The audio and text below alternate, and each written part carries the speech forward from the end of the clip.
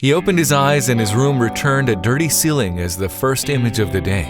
The headache was unbearable and increased with each of those sounds that hammered at his ears. It was a familiar noise, but not even the force of habit had familiarized Mario with that annoying sound that, only after a minute awake, he managed to identify as the lacerating alarm clock that insisted on shaking him out of the sleep with which he futilely tried to conjure his drunkenness of the night before. This was the routine of every Monday of that frustrated policeman, who every Sunday tried to forget his experience by indulging in alcohol, only to be returned the next morning by that damned alarm clock to a new day's work. Also, like every Monday, Mario could only think clearly after brewing a strong coffee, washing his face while his drink was ready and drinking 2 cups of that black and bitter infusion. He looked at the clock on the wall, confirmed that he had a little time, and decided that he would not invest in washing up. For the 3rd time in a row, he postponed the shower for another day and preferred to go to the window of his old apartment to look out over the city, turning to that question that had been tormenting him for 12 years. Why did he decide to become a policeman? Also, if you have not done so already, please subscribe to our channel and click that notification bell to get inspired by these real-life stories every day. Now, back to the story. As he put on the dirty uniform in which he would report to the station, he went over in his mind the insecure questions he always gave to that question.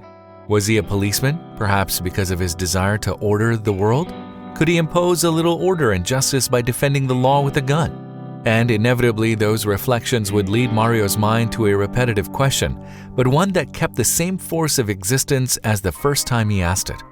Why was he still a policeman?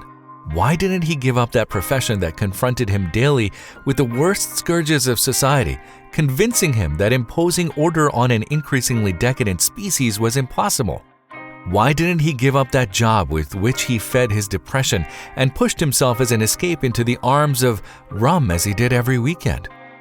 His soul did not give him back any answer to those questions, but his body was already dragging him like inertia towards the police station where, as every Monday, the head of the headquarters would give him the details of a new case and would entrust him to investigate. Mario was confident that it was a routine crime, a cell phone robbery, a weapons charge, or a search for a new young man who had fallen into the hands of drugs. These problems were increasing by leaps and bounds, and Mario had grown used to them, resigned to seeing them as the lesser evils in a human cage that could become much more stark. But his boss did not look like a good friend, and in his face Mario could already sense the seriousness of a case that he confirmed as he heard from his mouth the details of the case he had to deal with. The neighbors in a neighborhood south of the city had just called to report the screams of an old woman. The woman lived with her son, a drug-addicted and aggressive young man, and her grandson, and the neighbors feared it might be a murder.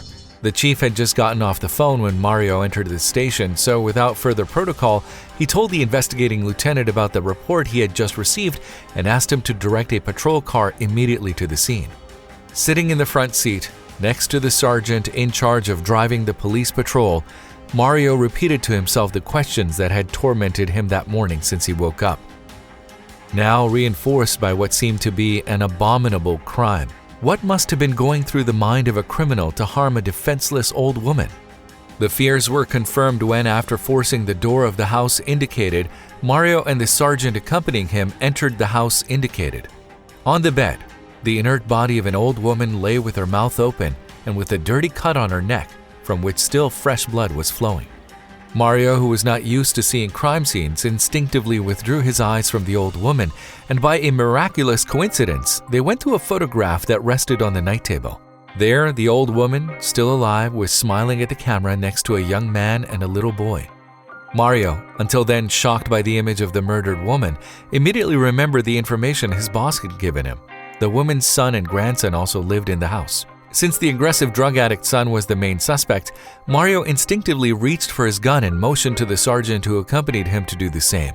At that moment, their immediate duty was to capture the murderer and save the life of the little boy, if he was still alive. But since the room-by-room search of the house yielded no results, Mario and the sergeant headed for the car in which he had arrived, determined to call the station on the radio, request the presence of forensic experts to take the old woman's body, and ask for reinforcements to cordon off the area. The killer could not be far away, and if they acted quickly, he could be caught. But as soon as he finished communicating with the dispatcher, Mario saw a boy running towards the house.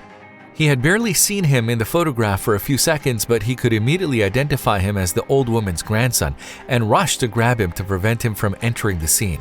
Coming face to face with the scene of the murderer could be quite traumatic. Crying, the little boy tried to let go while shouting to please let him into his grandmother's house. After many years without doing so, Mario was on the verge of crying, but before the tears came out of his eyes, the requested reinforcements made their presence in the sector.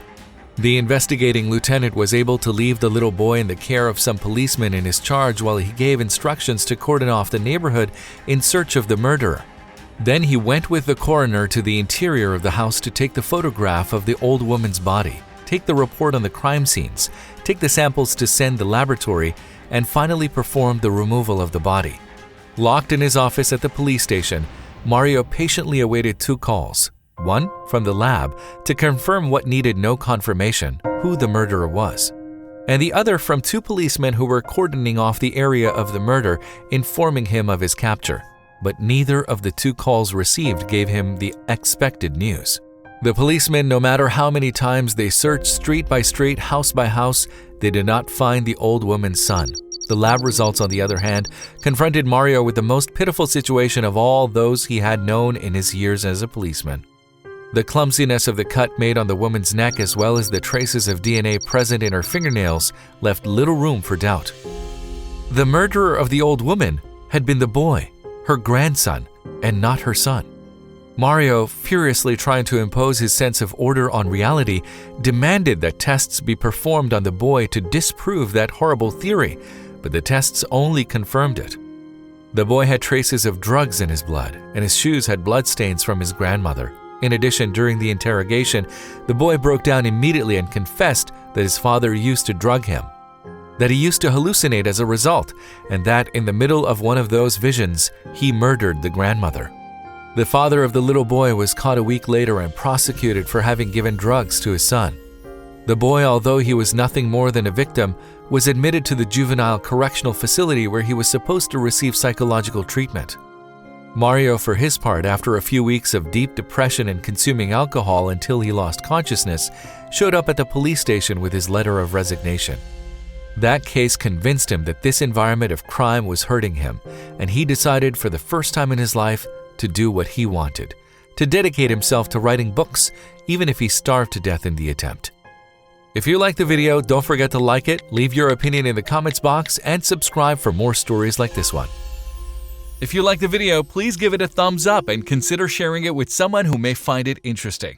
Thanks for watching, and I'll talk to you in the next one.